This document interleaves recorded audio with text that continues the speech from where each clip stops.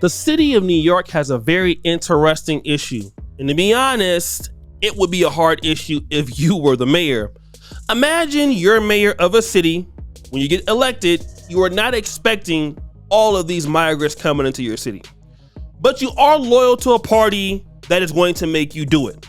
Like, example, Brandon Johnson, Chicago, or Eric Adams in New York City. And they tell you, hey, listen, we're gonna send all these migrants to New York, and there's nothing that you can do about it. We know that because Gregory Abbott is a Republican in Texas, and he couldn't do anything about it. So here come these migrants flooding in New York City. And stop the show. It doesn't stop because all the migrants are coming from everywhere. Even Chicago is sending its migrants there. And they keep coming, and they keep coming, and they keep coming, and they keep coming. And they're gonna be in Harlem, and they're gonna be in Queens, and now I heard they're now in Brooklyn. So what do? Well, you start giving them money. You have to try to help sustain them, because if you don't, something bad can happen. Now, I'm gonna be fair. Eric Adams is an idiot, I get it. But what do you do in this situation? You have all of these migrants in your city, so you propose this. You spoke earlier about the idea of having these migrants work in New York and giving them an opportunity to work. Have you ever thought of just doing it on your own at this point? We would love to. Trust me, I've turned over every legal stone to see how we can go about doing it. But if we do it, we could expose ourselves to violating federal laws as well as the city being sanctioned. And would you believe I cannot even allow migrants to volunteer and give them a stipend? If I wanted them just to clean up and the areas where they are staying, that's not allowed to do. When you think about this, this strikes at the heart of who we are as a country. All of our immigrants that have come to this city, all of us in this country, we had the authorization to work and earn our rights to be here. And that's all the migrants and asylum seekers are asking for. So wait a minute. Giving migrants the ability to work? Mayor, that is stupid. And it is stupid because that's why those migrants are there in the first place. Some people are saying they're seeking asylum, but we get it, that's a lie. They're economic migrants. They are in America trying to find work. So giving them jobs is going to cause more problems. We just need them to be there somewhere and hopefully they don't cause issues until this happens. Well, for the second day in a row, the NYPD raided a strip of illegal vendors in Queens. Mayor Adams says the situation there is a byproduct of the migrant crisis. Lizette Nunez has more from Jackson Heights this morning. What's going on? Were police there earlier today? Yeah, they sure were, Rosanna and Kurt. There was a lot of police patrolling the area here on Roosevelt Avenue. Sorry it's a little bit loud right now because the train is just going overhead of me. But yes, a big police presence this morning. And most of those street vendors are believed to be migrants. And the mayor did address that. He believed a lot of these migrants are turning to different ways to make a few bucks because some of them are not legally authorized to work. For the second day in a row, the NYPD has taken down illegal street vendors along Roosevelt Avenue in Jackson Heights, Queens. This is video from Monday's raid, where officers were seen confiscating merchandise, ranging from clothes, jewelry, and power tools. Some of the goods. So let's go to the part where Eric Adams is going to talk about the work thing. Stolen.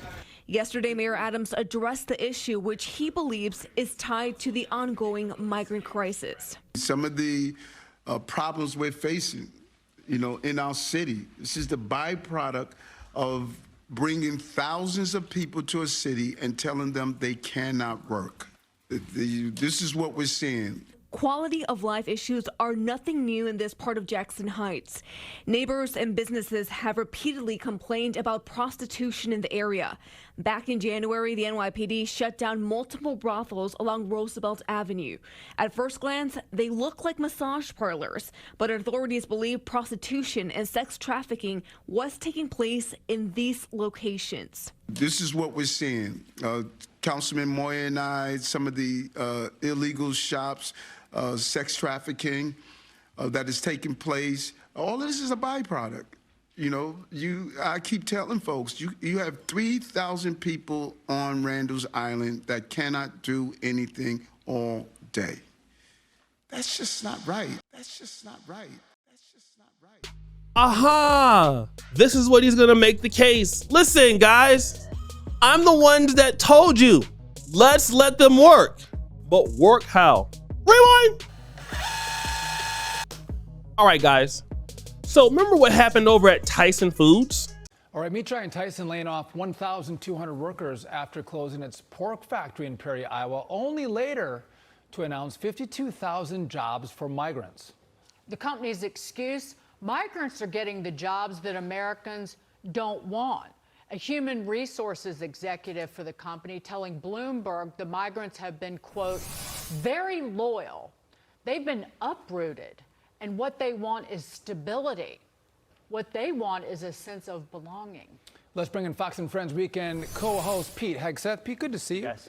But again, lower wages, taking American jobs. This was the reason why Democrats were opposed to illegal immigration 10, 15, 25 years ago. But here it plays out. This costs Americans a livelihood. That's true. It was also the reason why the Chamber of Commerce crowd of the Republican Party was so resistant to Donald Trump back in 2015, 2016, dependent on importing cheap labor. He said, we're going to build that wall. We're going to stop this. I'm going to put Americans first. Wages will rise as a result. And now you've got an inversion of that with the Democrat Party saying, come on in. That's right. Tyson Foods laid off a lot of its American employees. It took on like 50,000 migrants. So Eric Adams is saying, listen, I told you, let's let them work. It would have been simple. They could work, then they wouldn't be causing problems. But he's not telling you that if they start working, eventually they will be taking Americans' jobs. Who will displace who?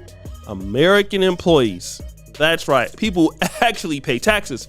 So the better thing is to, hate to say it, let them steal, but might be the better solution to lock them up or to change your sanctuary city status if you can do it and get them out of there as fast as you can or stop taking in migrants.